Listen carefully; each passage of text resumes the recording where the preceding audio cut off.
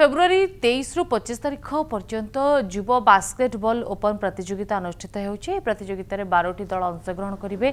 12टी दल को 4टी ग्रुप रे भाग करा जायछि। एथिरे राज्य बाहर 6टी दल अंशग्रहण करुछन्ति। प्रतियोगिता रे चैंपियन दल पई 35,000, रनर्स अप पई 15,000 और द्वितीय रनर्स अप को 7,000 टंकार पुरस्कार राशि प्रदान करा जिवो। शहीदनगर इम्फा पार्क रे प्रतियोगिता खेला जिवो।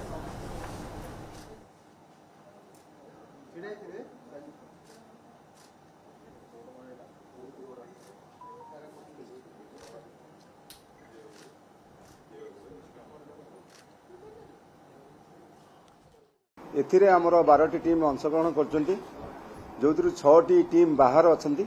गत वर्ष से बाहर टीम मध्य चैंपियन हेतला हैदराबाद रो डॉन बॉक्स।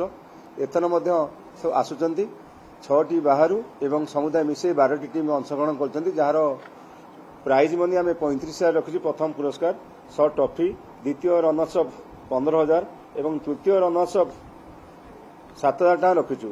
ओडिसा रे ख्याति अर्जन करिଥିବା 4टी खेलाड़ी को मध्य आमे आम संगठन तरफ सम्मानित करिबु।